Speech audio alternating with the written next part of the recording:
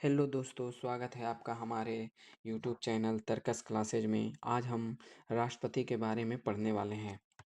ये पूरा क्लास करने के बाद आपको राष्ट्रपति से जितने सारे कन्फ्यूजन होते थे, राष्ट्रपति चैप्टर से जितने सारे कन्फ्यूजन होते थे, अब वो कन्फ्यूजन आपको नहीं रहेंगे।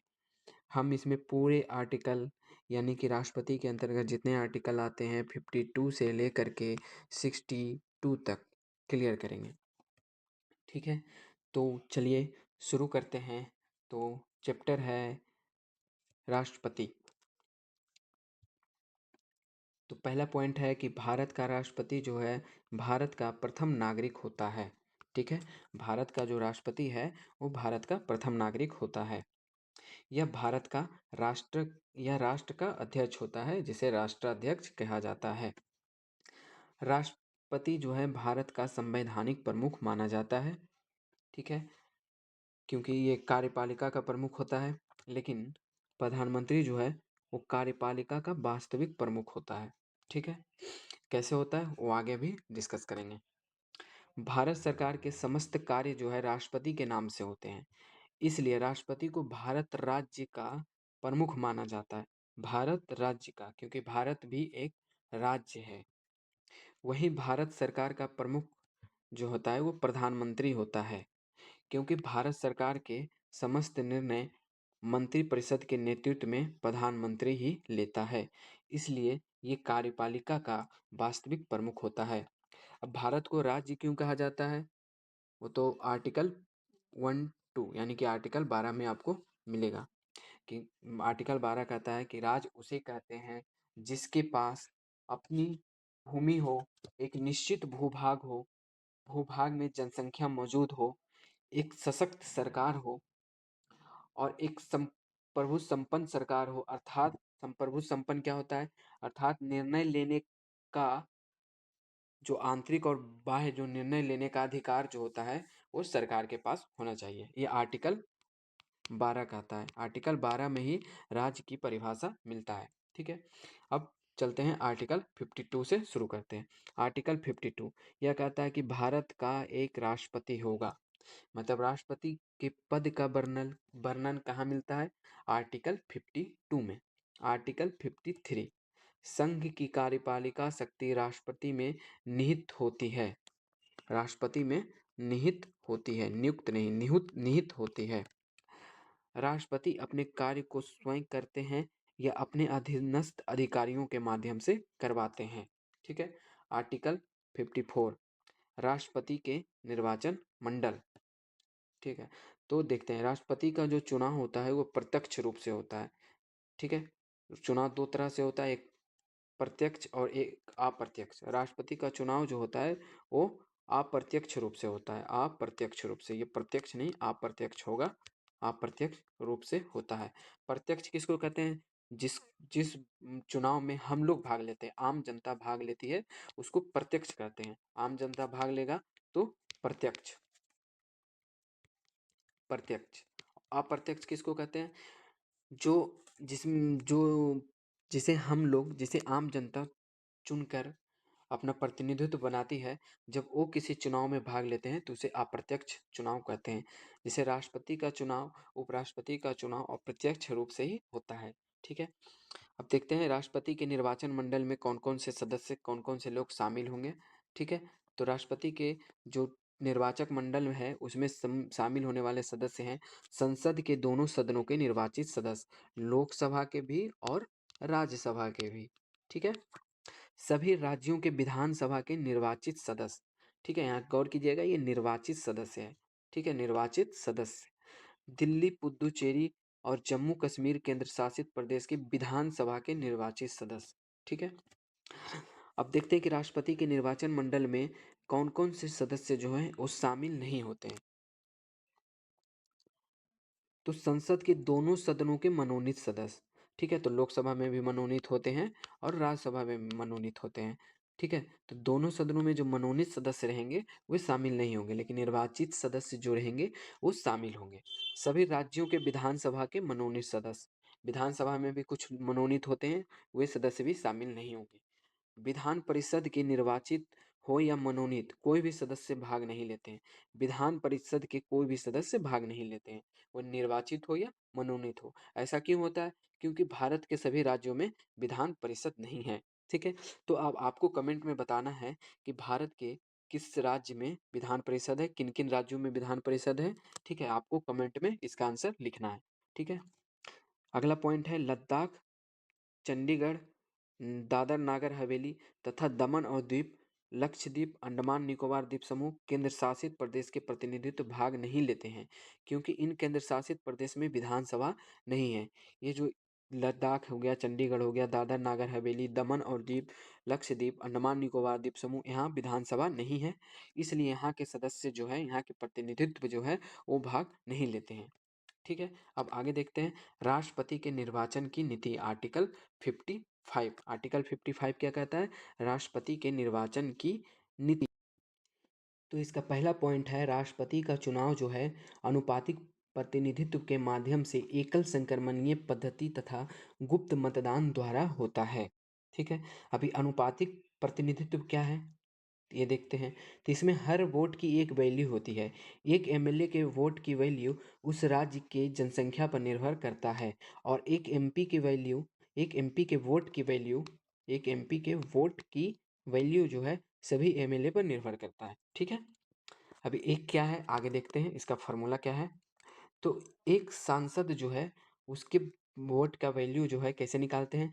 तो सभी राज्यों के विधायकों के मत का कुल मूल्य, सभी राज्यों में जितना विधायक है उसके उसके मत का कुल योग बटा संसद के निर्वाचित सदस्यों की संख्या, निर्वाचित सदस्यों की संख्या, ना कि मनोनीत सदस्यों की संख्या। ठीक है, ये क्या हो गया? एक एमपी का वोट निकालने का, एक एमपी के वोट के वैल्यू निकालने का फॉर्मूला हो गया। अब एक विधायक के वोट के निकालने का क्या है? एक विधायक के वोट का वैल्यू निकालने का क्या फॉर्मूला है?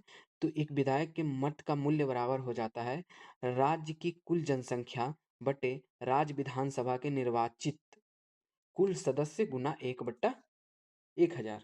ठीक है,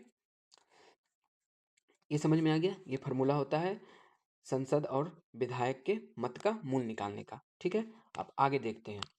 आगे क्या है? एकल संक्रमणीय पद क्या है? क्योंकि आप यहाँ पर देख चुके हैं कि राष्ट्रपति का चुनाव अनुपातिक और एकल संक्रमणीय पद्धति के द्वारा होता है। अनुपातिक प्रतिनिधित्व और एकल संक्रमणीय पद्धति के द्वारा होता है। तो देखते हैं कि एकल संक्रमणीय पद्धति क्या है। तो यहाँ इसका नियम है कि यहाँ जो सबसे ज़्यादा वोट लेगा वह जीतेगा वाला पद्धति लागू नहीं होता है। जैसे क्या होता है कि जैसे जो भी कोई वोट लाता है, तो अगर जो कोई 50 लाया और कोई 51 लाया, तो जो 51 लाया वो जीत गया। लेकिन यहाँ पर ये नियम लागू नहीं होता है। ठीक है, तो यहाँ पर क्या नियम लागू होता है? तो यहाँ जीतने के लिए एक निश्चित मत लाना पड़ता है, जिसे कोटा कहते हैं। क्या कहते हैं? कोटा। अब कोटा का क्या फॉर्मूला होता है? तो कोटा का फॉर्मूला होता है कुल वैध मत बटे कुल पद प्लस 1, और उसके बाद फिर प्लस 1 होता है। ठीक है, जितना वैध मत है उसको कुल पद और 1 से भागा देंगे, कुल पद में 1 जोड़ के भागा देंगे और लास्ट में 1 जोड़ देंगे। ठीक है, सबसे पहले इसमें क्या किया जाता है? तो सबसे पहले सबके प्रथम वरीयता वाले वोट गिने जाते हैं। अब ये प्रथम वरीयता और क्या है? तो जैसे कि मान लीजिए कि 4 कैंडिडेट है। ठीक है, 4 कैंडिडेट है, ए, बी, सी और डी। इसमें क्या है कि वोट दे रहे हैं, तो कोई पहले ए को दिया, पहला जो वोटर है वो ए को एक नंबर पे वरीयता रखा, फिर सी को 2 नंबर पे रखा, फिर डी को 3 नंबर पे रखा, फिर ए को बी को 4 नंबर पे रखा। मतलब कि वो सबसे पहले ए को पसंद करता है। अगर जो ए नहीं जीता तो सी को जिताना चाहता है, अगर जो सी भी नहीं जीता तो वो डी को जिताना चाहता है, अगर जो डी भी नहीं जीता तो लास्ट में वो सब बी को पसंद करता है। देना पड़ता है चारों लोग को वोट, चाहे आप चारों में से किसी को पसंद करें या ना करें, लेकिन आपको चारों को वोट देना पड़ेगा। ठीक है, अब इसमें क्या है कि अगर कोई पहली बार में ही निर्धारित कोटा जितना वोट प्राप्त कर लेता है तो वह जीत जाता है। अब निर्धारित कोटा मान लो कि 51 आया। ठीक है, अब पहली बार में ये जो है 51 ले आया। ठीक है, ये जो है 51 ले आया तो ये जीत गया। अगर जो 51 नहीं लाया, मान लीजिए कि ये 40 लाया। ठीक है, और ये क्या लाया? मान लीजिए कि ये 40 लाया, और ये कितना लाया? 20 लाया, 30 लाया, और सी कितना लाया? 20 लाया, और डी कितना लाया? 10 लाया। ठीक है, अब इसमें क्या होगा कि ये अभी तो कोई भी कोटा इतना वोट नहीं लाया, तो जो भी सबसे लास्ट होगा उसको टर्मिनेट कर दिया जाता है, उसको निर्वाचन से बाहर कर दिया जाता है। ठीक है, अगर कोई भी उम्मीदवार निर्धारित कोटा जितना वोट नहीं लाता है तो दूसरी राउंड की गणना शुरू होती है। ठीक है, लेकिन जो सबसे कम मत लाता है उसे बाहर किया कर दिया जाता है। यहाँ पर आप देख रहे थे कि ए जो है 40 वोट लाया था, और बी जो है 30 वोट लाया था, और सी जो है वो 20 वोट लाया था, और डी जो है वो 10 वोट लाया था। ये सबसे कम लाया था, इसलिए इसको टर्मिनेट कर दिया गया, इसको बाहर कर दिया गया। और यह प्रक्रिया कब तक चलती रहेगी? जब तक कि किसी एक को कोटा इतना वोट ना मिल जाए। ठीक है, अब इसमें क्या है कि उम्मीदवार जो बाहर होता है उसको वोट बेकार नहीं जाता है। मतलब जो उम्मीदवार, जैसे डी जो बाहर हो गया था, इसका वोट बेकार नहीं जाएगा। ये नहीं कि ये बाहर हो गया तो इसके जितने भी वोट है उसको डस्टबिन में डाल दिया जाएगा, बल्कि इसके वोट को दूसरे उम्मीदवार में ट्रांसफर कर दिया जाता है। अब ये ट्रांसफर कैसे होता है? मान लीजिए कि अगर जो डी को 10 वोट मिला, और इसमें से 7 जो है बी को पसंद करते थे, और जो 3 जो है ए को पसंद करते थे, तो जो 7 जो वोट है वो किसको मिलेंगे? वो बी को मिलेंगे। ठीक है, और 3 जो वोट है, मतलब कि 7 जो है बी को 2 नंबर पर रखे थे और ए को 1 नंबर पर रखे थे। और मान लीजिए आगे अभी सी भी आएगा, तो ये दो मतलब मान लेना है। तो इसमें जो है ए को कितना मिलेगा? 3 वोट मिलेगा, और बी को 7 वोट मिलेगा। ठीक है, नेक्स्ट आगे देखते हैं। राष्ट्रपति का कार्यकाल, आर्टिकल 56। ठीक है, यह अनुच्छेद कहता है कि राष्ट्रपति का कार्यकाल उसके शपथ ग्रहण की तिथि से 5 वर्षों का होगा। इस अवधि के दौरान कभी भी राष्ट्रपति उपराष्ट्रपति को के नाम संबोधित करके त्यागपत्र के माध्यम से अपने पद से इस्तीफा दे सकता है। ठीक है, तो आर्टिकल 56 में क्या है? कार्यकाल है। ठीक, आर्टिकल 57, यह अनुच्छेद कहता है कि भारत के भीतर कोई भी व्यक्ति जितनी बार चाहे उतनी बार राष्ट्रपति बन सकता है, अर्थात राष्ट्रपति पुनर्नियुक्त के पात्र होते हैं। भारत में एकमात्र राष्ट्रपति राजेंद्र प्रसाद थे जो दोबारा पुनर्नियुक्त हुए थे। इनके अलावा अभी तक कोई भी राष्ट्रपति दोबारा नियुक्त नहीं हुए हैं। तो राष्ट्रपति जो है राजेंद्र प्रसाद जो है वो दोबारा नियुक्त हुए थे, उनके अलावा अभी तक कोई नियुक्त नहीं हुआ है। नेक्स्ट देखते हैं आर्टिकल 58। आर्टिकल 58 क्या कहता है? यह अनुच्छेद हमें राष्ट्रपति बनने की योग्यता का के विषय में जानकारी प्रदान करता है। तो इसका योग्यता क्या क्या है? तो वो भारत का नागरिक होगा। ठीक है, उसकी उम्र कम से कम 35 वर्ष होगी। ठीक है, लोकसभा के सदस्य बनने का योग्यता होगा उसके पास।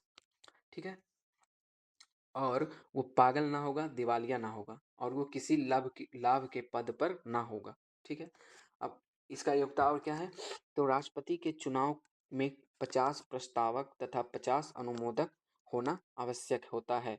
प्रस्तावक और अनुमोदन वही बन सकता है जो राष्ट्रपति के चुनाव में भाग लेता है। जो राष्ट्रपति के चुनाव में भाग लेता है वही प्रस्तावक या अनुमोदक बन सकता है।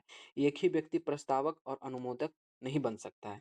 ठीक है, कोई एक व्यक्ति है वो प्रस्तावक भी बना हुआ है और अनुमोदक भी बना हुआ है, ये नहीं हो सकता है। एक व्यक्ति या तो प्रस्तावक बन सकता है या तो अनुमोदक बन सकता है। ठीक है, नेक्स्ट देखते हैं राष्ट्रपति पद की शर्त। राष्ट्रपति पद की शर्त के बारे में जानकारी प्रदान करता है आर्टिकल 59। तो क्या है शर्त? तो लाभ के पद पर आसीन व्यक्ति राष्ट्रपति नहीं बन सकता है। ठीक है, संसद द्वारा निर्धारित वेतन उसे लेना होगा, और राष्ट्रपति को राष्ट्रपति भवन में रहना होगा। अगर कोई विधानसभा सदस्य अन्य किसी भी सदन का सदस्य राष्ट्रपति निर्वाचित होता है तो उसे सदन की सदस्यता छोड़नी पड़ती है। अगर जो विधानसभा का सदस्य है तो उसे विधानसभा का सदस्यता छोड़ना पड़ेगा। अगर जो किसी सदन का सदस्य है तो उसे सदन की सदस्यता छोड़ना पड़ेगा। यहाँ सदन मतलब लोकसभा और राज्यसभा। ठीक है, नेक्स्ट आर्टिकल 60। आर्टिकल 60 यह अनुच्छेद कहता है कि राष्ट्रपति के शपथ। आर्टिकल 60 में क्या है? शपथ। शपथ कौन दिलवाएगा? सुप्रीम कोर्ट के मुख्य न्यायाधीश दिलाएंगे। यदि मुख्य न्यायाधीश नहीं है तो ऐसी स्थिति में उच्चतम न्यायालय सुप्रीम कोर्ट के ही वरिष्ठतम न्यायाधीश द्वारा इस कार्य को संपन्न किया जाएगा। तो शपथ कौन दिलाएगा? सुप्रीम कोर्ट के मुख्य न्यायाधीश, CJI। ठीक है, अगर जो CJI नहीं है, CJI नहीं है, तो फिर कौन? तो उच्चतम सुप्रीम कोर्ट के जो वरिष्ठतम न्यायाधीश होंगे वही दिलवाएंगे। ठीक है, आर्टिकल 61। आर्टिकल 61 क्या कहता है? तो आर्टिकल 61 में राष्ट्रपति पर महाभियोग का वर्णन है। यह अनुच्छेद कहता है कि अगर राष्ट्रपति संविधान का अतिक्रमण करता है अर्थात संविधान का उल्लंघन करता है तो उस पर महाभियोग लगाकर उन्हें पद से हटाया जा सकता है। ठीक है, अब राष्ट्रपति पर महाभियोग संसद के दोनों सदनों में से कोई भी सदन लगा सकता है, लेकिन शर्त यह है कि 14 दिन पूर्व इसकी सूचना राष्ट्रपति को देना अनिवार्य है। ठीक है, तो क्वेश्चन आता है कि महाभियोग सबसे पहले कहाँ आता है, तो कोई भी सदन में लगाया जा सकता है। महाभियोग कोई भी सदन में लगाया जा सकता है, लेकिन इसका क्या है शर्त, तो 14 दिन पूर्व इसकी सूचना राष्ट्रपति को देना अनिवार्य है। संसद के सदनों में जब महाभियोग प्रक्रिया चल रहा हो तो राष्ट्रपति अपना पक्ष संसद में रख सकता है या किसी के माध्यम से रखवा सकता है। ठीक है, वो अपना पक्ष भी रख सकता है कि हम गलत हैं या सही है, अपना पक्ष सबको रखने का अधिकार है, तो अपना पक्ष भी रख सकता है। ठीक है, नेक्स्ट, संसद के दोनों सदनों को इस प्रक्रिया को विशेष बहुमत से पारित करना होता है। संसद के दोनों सदनों को इस प्रक्रिया को विशेष बहुमत से पारित करना होता है, यानी कि 2/3 बहुमत से पारित करना होता है। 2/3 बहुमत से पारित करना होता है। जैसे ही दोनों सदन विशेष बहुमत मतलब 2/3 वोट लाना। ठीक है, मतलब कि 3 लोग हैं तो उसमें 2 वोट लाना है। ठीक है, जैसे ही दोनों सदनों द्वारा विशेष बहुमत से प्रक्रिया को पारित कर देते हैं, वैसे ही यह माना जाता है कि महाभियोग प्रक्रिया पूर्ण हुआ और राष्ट्रपति को अपने पद से त्यागपत्र देना होता है। ठीक है, अब विशेष बहुमत से जैसे ही पारित हो गया तो महाभियोग पारित हो गया और राष्ट्रपति अपने पद से उसको त्याग देना पड़ता है। ठीक है, नेक्स्ट क्या है, आर्टिकल 62। इस अनुच्छेद के अंतर्गत राष्ट्रपति के पद रिक्त होने के विषय में जानकारी प्राप्त होती है। राष्ट्रपति के पद अगर जो रिक्त है तो उसके बारे में जानकारी हमको किस आर्टिकल से मिलता है, आर्टिकल 62। ठीक है, आगे देखते हैं। यह अनुच्छेद कहता है कि राष्ट्रपति के पद रिक्त होने पर 6 माह के भीतर राष्ट्रपति का चुनाव होना आवश्यक है। ठीक है, 6 महीना के अंदर राष्ट्रपति का चुनाव होना आवश्यक है। ठीक है, नेक्स्ट,